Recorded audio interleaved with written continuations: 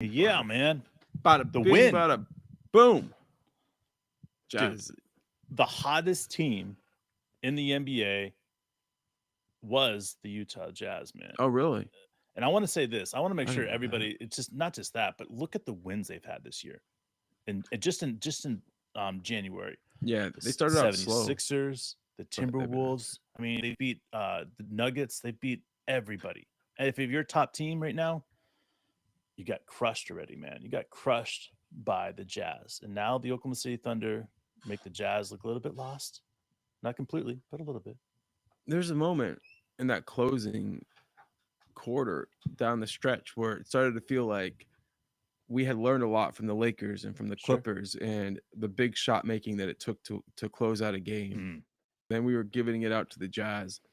I mean, those Shea fadeaway elbow jumpers with the shot clock winding down.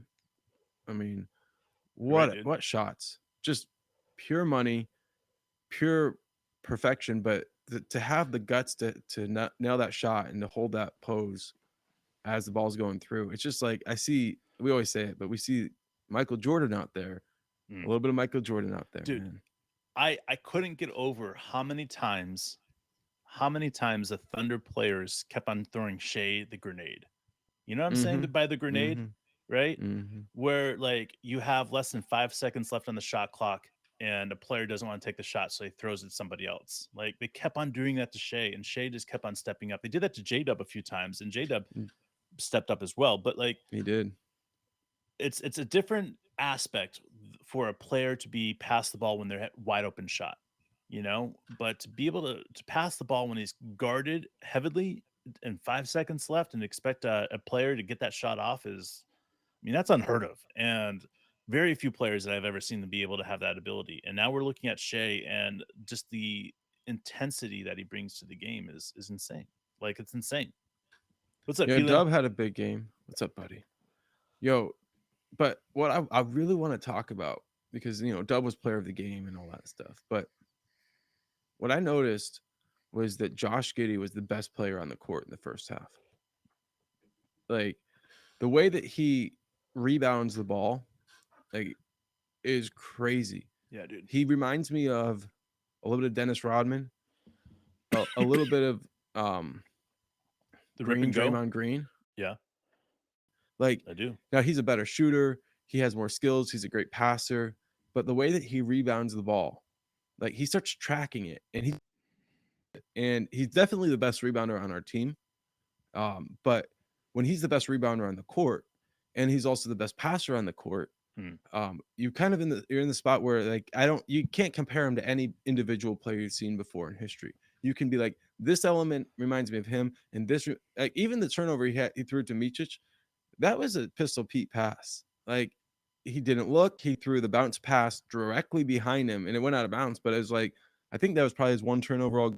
And what he's doing out there is unbelievable. He makes our team so much harder to guard. When you're talking about, what are you going to do about Chet? What are you going to do about Jada? What are you going to do about Shea? And then Hmm. there's Giddy, who plays like that. Yeah, this is Giddy's fucking game, and he's finally figured it out as far as just how to, like, live to the highest expectations he has for himself. Because in the end, Hmm. like, that's really where Josh kind of gets stuck sometimes. Is he knows what he should be doing out there, and that expectations and not living up to his own expectations can be really frustrating for him.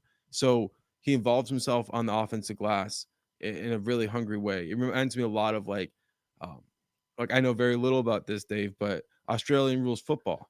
Okay, like, there are Footy. those, you got to go up and you got to get the ball, and Yeah. you got to, like, Mason Cox, like, It's he's the he's 50 famous at 50s, being bro. the 50-50s. Yeah. Josh owns the 50-50s. Sure. He tracks the ball. He gets to a point where only he can get up to get it. He gathers it with two hands, and before he lands, his head is up and he's looking down court. And what we get to see is spectacular plays like that dunk by J Dub. But, like, Well, everything works. you talked about right there. I'm just echoing what you're saying. So Josh gets the ball, gets the ball up right to half court, and what does he do? Picks up the ball, brings the ball above his head, makes it look like he's passing to one person, but passes to Chet walking down the lane for a dunk.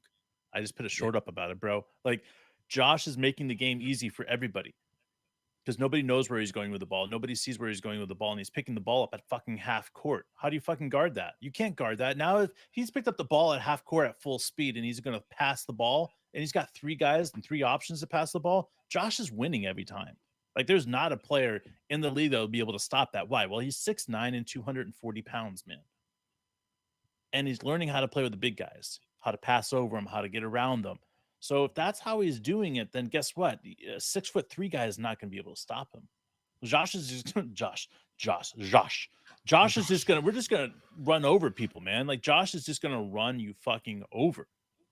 You know what he's gonna do? He's gonna be patient until you're backpedaling and you're in the wrong step, and he's just gonna run you over because then it's your fault. Why? Because Josh gets it. All these people that are out there saying trade Josh, trade Josh, trade Josh. Like, no, you don't trade a player like Josh. Josh is a player that in the long run, when you're sitting up there and you're counting how many banners that we're being able to hang up, whether Western Conference Finals banners, whether they're championship banners, whatever they are, and you're watching people, numbers get retired in Oklahoma City. Josh is the player that you want to hold on to because Josh is going to be here for the longest. Josh is going to have a 20-year career, and it could be an all in Oklahoma City because the next generation, the style of ball that Josh plays isn't going to change. They're not going to be all of a sudden in 5 years, 6 years, 7 years, all of a sudden be able to figure out how to stop Shea. You know what I'm saying? And then all of a sudden they're drafting players to be able to stop players like Shea because he's the new like super baller of the NBA. No, it's not going to be like that. I mean, the audacity that anybody thinks that we should trade Josh is crazy because Josh is the key to the future of the Oklahoma City Thunder. He's the key to having a player that you can expect to put up insane numbers, right? Open shots, everything, creating everything. One player on this team does it the best, and that's Josh, man. And you got to sit here and say, yes, we're full of J Dubs and we're full of guys like, that can play ball, like Chet and Josh, and we have all these different players. But Josh is that one guy that he doesn't going to go out there and he's not going to expect to take 25 shots in the game. You can sit there and say Josh is happy with 7, 8, 9 shots, and that's good. But he's going to create 30 to 40 points. Just think about that. Yeah. Yo, and you mix in what we saw from Dub, just absolute superstar performance. And down the stretch, what we saw from Chet, clutch block shots. Go back beginning of the season, and we were just in shock because we had a player who could come up with clutch defensive plays. Yeah. Now we're used to it. Sure. And it's only been that was the halfway point in the season now, 41 games in. Yep. And we're already sitting here being like, yeah, I mean, like that's what we expect from Chet. They got a break to the basket. They got Walker Kessler going to the hoop, and Chet just stands him straight up. Like, yeah, and we're expecting him to do it without fouling because that's just what he does. So, yeah, like let's talk about it. We're halfway through the season. Like, is this what you expected from us, or is this better than you expected, or what do you think? Before I get into this, I think I said halfway through the season I wanted to see this team like 6 games above 500. All right. I'm sorry, I'm pulling up the record right now because I think we're all right. So we're 15 games above 500. I mean 15 games above 500. We're at 28 and 13. We've won 15 more games than we've lost. And so as far as that goes, no, I if you told me that we would be close to 30 wins through the first 40 games of the season, 41 games of the season, I'd be like, fuck yeah. Like, fuck yes, right? But no, I couldn't sit there and predict what our win total is going to be like this close to 30 with 41 games played. Like, no, come on, man. Like I said this team was probably going to win 50 games. So halfway through the season, I thought this team would probably get like 25 wins. So the fact that we're 3 wins above that, like come on, man. That's plus That 6 puts in us the in a spot course of where a year, bro. That's 60 is reachable. 56 right now. Like, how many people, like, seriously, guys, I want everybody to think about this. How many people in Oklahoma City Thunder media were saying Oklahoma City was going to win 50 plus games. I want to give a huge shout out, and I do mean this in the do with all due respect to everybody else in Oklahoma City, but there was one person that said Oklahoma City was going to win 58 games. Everybody else said you were crazy, bro. I didn't even think it was possible. But you're the one that said 58 games is plausible. And now we're sitting here and we're sitting at 28 wins halfway through the season. And we're sitting there saying 58 is not only plausible, it could happen because we have two bad losses in January. You take away those two bad losses and just split it, just 1-1. Yeah. Take away that call, that no call, that goaltending they should have called on Draymond at the beginning of the season. There's a few of them. I know. I think we might be the last team in the league to get to 20 wins. What's up, Mark? I'm sorry, to get to 20 losses. I really seriously think we could be in a position where the Celtics hit 20 losses before we do. Because when I think about, and this maybe we should adjust, right? But when I think back about the 82 game season and embarking on it at the beginning, I thought we could hit 58, like you're saying, 60 wins is what I kept saying. I kept saying 60 based on the fact that the second half would be actually much better than the first half. I do think it's still going to be that way. What do you think the second half could outperform the first half for us? I'll be honest. This team's not done peaking. I mean, look at what J-Dub's doing right now. Yeah. Like if and Josh Giddey is doing right now. So you're taking Josh Giddey, J-Dub, and Shea, right? Mhm. Chet's playing phenomenal, but it's not the consistency that you need to see. Like You're right. out of 10 games, he's going to play really well for 6 of them, and that's amazing. Like to me, that's way better than most of those rookies out there. And then that's not a diss on. This is what I expect out of rookies. Every rookie, I expect them to be able to have, that's coming through the Thunder, 6 out of 10 games that are good games. And that's where we're at with Chet. Now, Chet's going to get there to that 10 games. But once he gets there to those 10 consistent games, and then you start seeing Mischich with those 10 consistent games, you start seeing Isaiah Joe, which has had, consistency issues when it comes down to consistently hitting threes in games. All the stuff that we're missing right now, I feel like it's all doable. Like we've seen it happen throughout the season. So when everything starts clicking, yeah, it's just a matter of time. It's just a matter of time before it's all working. Moani, what's up, Tanner? What's up, guys? Hell What's yes. up, everybody? Chat is popping today, guys. Dave, this has been incredible. I mean, this last stretch has been, I'd say, the most difficult I've had this season. It's not over yet. If you look at what we have coming up, we're talking about the best team in the West next game. We also have more games in January against elite teams. So we're right in the middle of the thick of things. Yeah. I mean, you think we're going to lose a couple games in a row again, or you think we're going to be all right with that? No, I think it's ups and downs throughout the season. I think if you look at January, the biggest thing that when you have a couple losses in a row is the next game. Yeah. Like they're inevitable. Like we've gone through how many double headers so far? I think it's 3 or 4 so far. Yeah, 3 this month, I think, Yeah. so far. So we still got a couple more, but that's what we've had the issues with, guys. I mean, look at the Hawks game. Like this is the issue we've had. Like after double headers or during double headers, if one thing is off, we don't get a chance to get in that practice. And that's what's the biggest difference I think with this Oklahoma City Thunder team is whenever shits hit the fan, we get back into the practice facility and we get back to the basics. And coach is so incredible at doing that, is getting these guys refocused. So that's what I go back to, and that's what I get excited about is when these guys are really putting their hats on and figuring it out. And after that, man, like seriously, like it's just a matter of time before people put the pieces together and they plug in the lamp, and it's just like bam, like the consistency. Once we get that, and that's the second half. I mean, guys, think about Josh Giddey, rookie year. Think about J Dub's rookie year.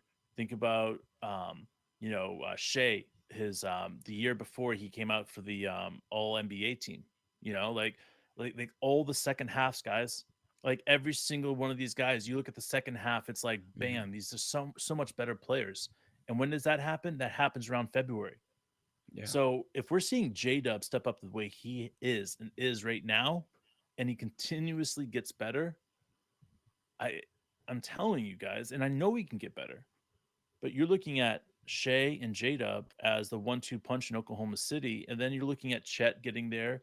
You're looking at Josh Giddey getting there. Like this is going to back to the exact thing that everybody's saying about Oklahoma City is that there's no more waiting for this team to be in contention. This team is in contention. Just people don't realize it. Nobody's willing to look at it and say a small market team was able to rebuild this quickly. Everybody thought that this team was still in the teardown stage, still in the draft minded stage. Man, I was talking to El Sombro today, man. You know what El Sombro was and I were talking about? We still have What's that? three legit chances to be in the lottery this year. Let me explain Oh, that to you, really? right? We Yeah. have the Clippers swap, right? Which, let's just be honest, the Clippers are one player away from being in trouble. All right. And they're expecting a lot out of Kawhi that he hasn't had to do in a long time. They're one injury away from being in serious fucking trouble. All right. And that right there could be a 12th pick, A lot of. Yeah, 13th maybe. pick. Right. All right. Okay. Now, then you look at the Jazz pick. They're at 500. Right. And you say, the Jazz, are they trying to get that? Okay. Let's just say the Jazz pick turns into 13, 12. So what Right. is it? Top 10 protected, I think. Something like Yep, that. top 10 protected. And then you have the Houston Rockets, which is again right in that frame right there, right? And you sitting there with three mid-round draft picks and one of the most elite mid-round drafts I've seen in a long time. Like the top of the draft is kind of funky. I wouldn't be wanting to be in the top of the draft this next year. But that No. mid-round is where the meat's at, bro. That's where the players are going to be at. That's where a Kawhi, that's where Giannis is going to be sitting in this draft. And to me, if I'm Sam Presti, I already know who I'm going to go with in this manner. And I'm sitting there saying, how do I get to that player? Guarantee that player gets to be on my team. Well, guess how you do that, guys? There's one way of doing it by having 3 draft picks. Sam gets to move up in the draft. And if he doesn't use the picks for anything else, and he just uses those picks to move up in the draft, he gets who he wants, guys. And that is way more valuable, as we're finding out with J-Dub, as we're finding out with Case and Wallace. Like these are the guys that round out this team now. So for me, I'm saying keep those draft picks, trade those draft picks because we get 3 of the 4 picks right there. Trade those draft picks, get the guy that you want, and keep the consistency of building this team because when it's all said and done and Shea leaves, Shea gets old, becomes an old man, right? Shea heads out. We need to have guys backed up every single year. You see what I'm saying? We have guys backed Yeah. up every year. The amount that we lose is small, so small, Yeah. because Yeah. we're prepared for the change. And that's what's so important about what we saw in this last rebuild that we saw in Oklahoma City was we were prepared for the change. But this next time, when it comes to rebuild, people won't even be able to say rebuild. It'll just be like change of guard. Like Shea's Oklahoma City Thunder team won this many championships. Chet's Oklahoma City Thunder team won this many chips, or Chet's and J Dubs won this many chips. This player won this many chips. Like because it's the gradual. It's linear. It's not like, hey, we're gonna trade over our draft picks to get a good player for this time. It's 7, 8 years, 9 years down the road that we have all these picks. And guess what, guys? Every year we have 10% of the picks almost. Think about that, guys. Like, let that soak in. We've got 10%. So what are we going to do with these picks? We get to set the price. While everybody else is sitting there strumming their thumbs and saying, we're setting the price to what the draft picks are worth now. So we want to Miles Bridges, cool. Well, let's wait until it's worth 1 draft pick. And we get to pick what draft pick we send them. Because guess what? Everybody else doesn't have any picks to draft or throw out there. We're the ones with the picks, and we get to decide what to do. You're wanting to rebuild your team, and you need more draft picks to do so, but you have a number 5 in this year's draft, and you're saying, I need more players. And you're like, who could trade with me? And Oklahoma City is sitting there with number 12, number 11, and number 13. And people are like, oh, yeah, see, that's what I need. I need depth in my team. So I'm willing to trade this number 5 for the depth. And it's going to How do you happen. feel? How do you feel that, like like you said, owning this many picks? Like, do you think that Presti's going to approach, like you're kind of implying at the beginning, a singular player, or is he going to try to get a few players who all have a good Every chance. draft is different. Every draft is different. There's going to be drafts where we're going to lose out on players coming up. Like I look at still my favorite player, Keontae Johnson, bro, on the G League. He's Yeah. killing it, bro. I mean, he is murdering the fucking G League. Like and like nobody can stop him. So you're looking at this progression and you're saying, okay, you're looking at a first round pick and you're saying this player wants to come play for us, right? Cool, cool, cool, cool. Come play for us. But I'm sorry, you got to take the Keontae Johnson route. Keontae Johnson played 1 year, year and a half in the G League. Then he came out and played up in the, you know, Yeah. because it's the same system.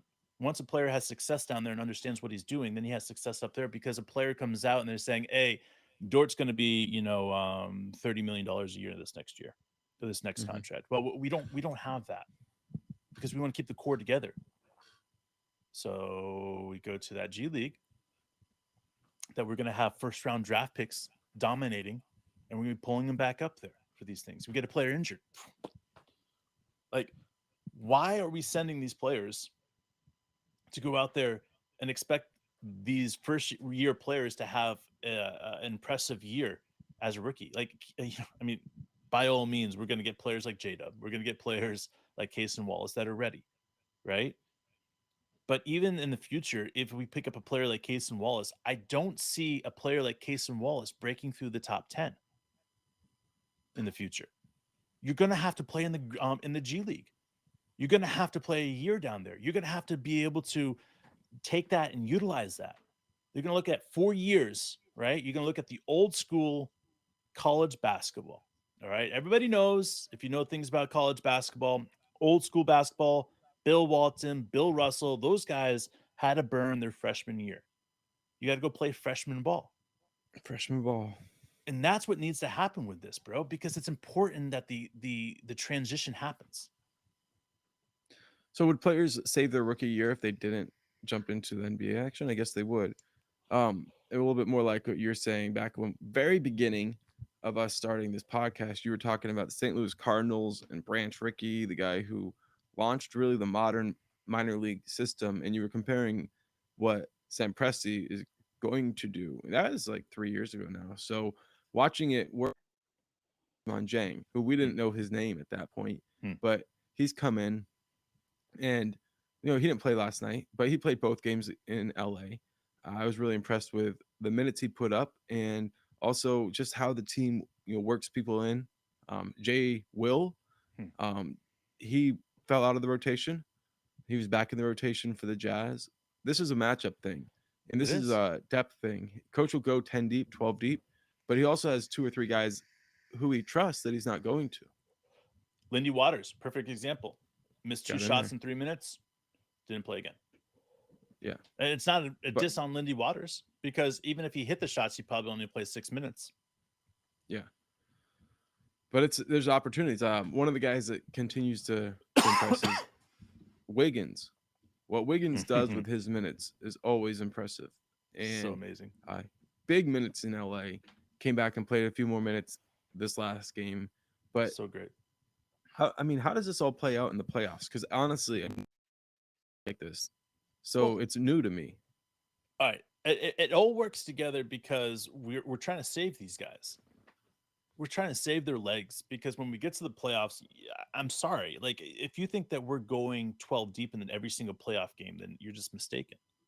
Like, those are going to be designed playoff games where we're going 10, 12 deep.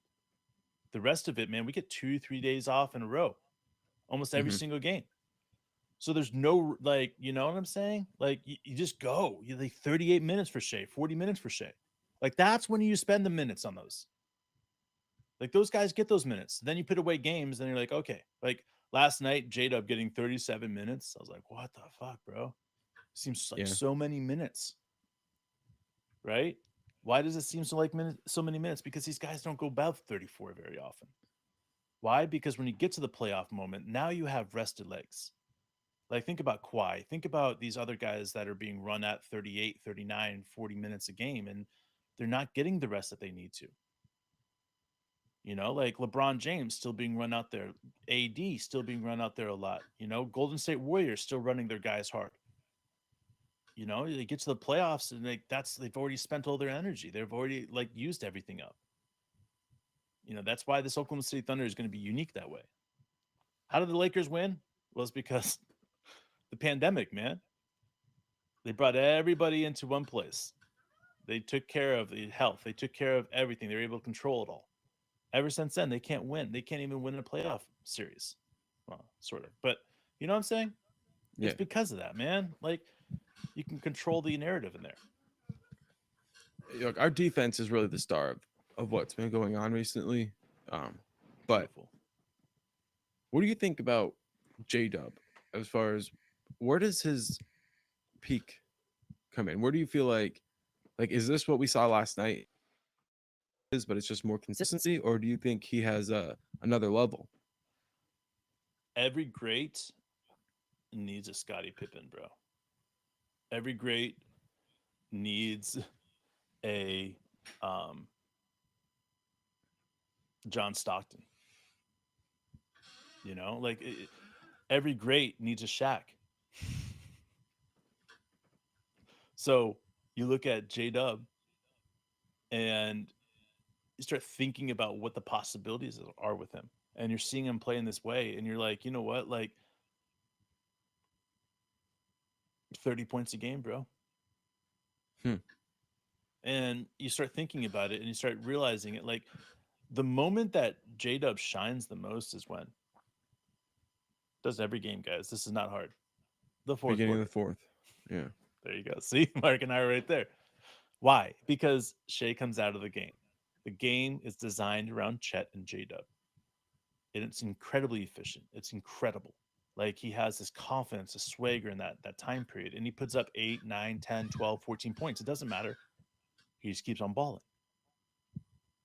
So when you're looking at J Dub and you're understanding what J Dub's future is on this team, it's more about what his future is like in the NBA.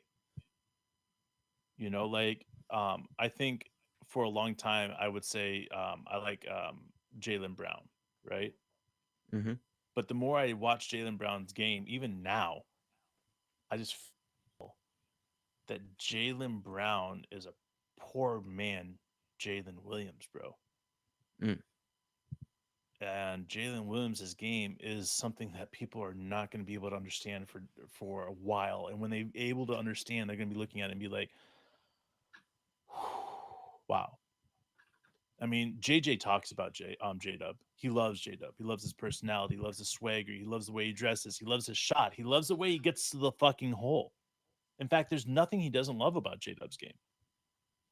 And I'm not saying JJ like he's one of the greats, because JJ is not one of the greats, but he is one of the greats as far as podcasting. That's an NBA Got that. X. Yeah, he's That's got an that. NBA X player. So for me, I look at that and the way that he explains the game, guys. And if you really want an understanding of what he believes about J Dub, just listen, because he's talked about him a lot. And go back and you guys can look it up on YouTube. JJ Redick and J Dub. Like Yeah, it's a great he pick. will talk about it, guys. I'm telling you, he has this feel and vibe about J Dub is that he could be the best player in the NBA. And it's like, damn. And then you watch him play and dominate like he's been doing recently, and you recognize that he's barely sweating out there sometimes. Like some of the stuff isn't even hard for him. Like the other night, we were playing against the Clippers, and I put up a short about J Dub getting to the hole and making it look easy. And then I watched it in slow motion. You know what was so funny about it? He made it look easy against the claw. Let this settle in, guys. Like the whole short, he is running right past the claw. And in fact, he almost made him fall down. If you watch the beginning of the clip and zoom into the footwork of the claw, you could tell like he almost made him fall on his ass. And you start thinking about that. Like how many defenders are in the league that are the Kawhi's level, his size, that could dominate on the defensive end like that? There's not many, maybe three. And you think about that. And he makes certain people look stupid out there. How good is he going to be? We're all on just for the ride, bro. That's all I gotta say. Before we get out here, I want to ask you one more thing because you mentioned it with J Dub and Chet.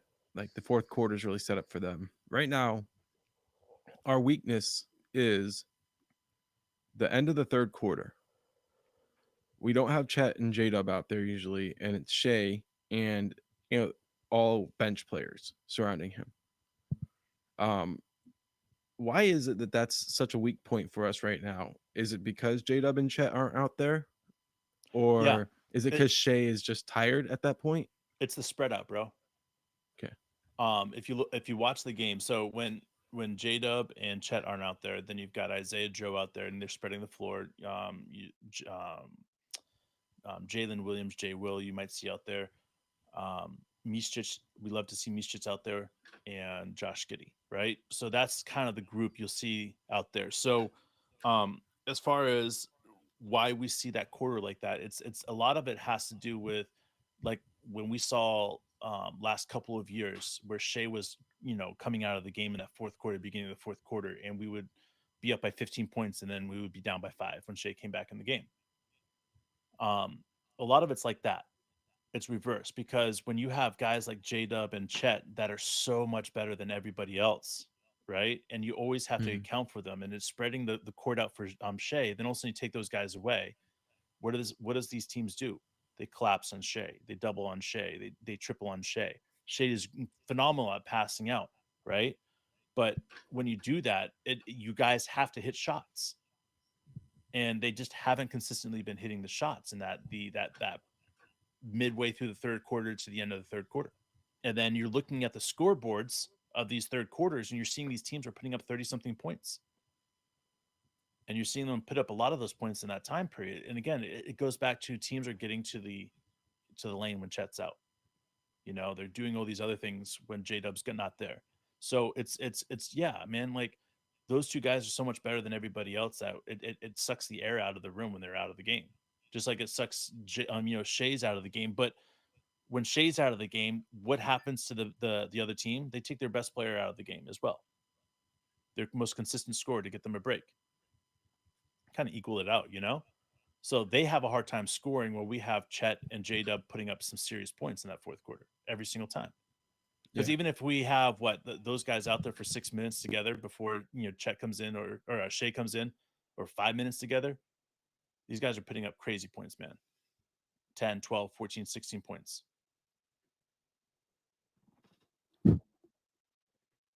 All right, guys. We appreciate it. We'll talk soon.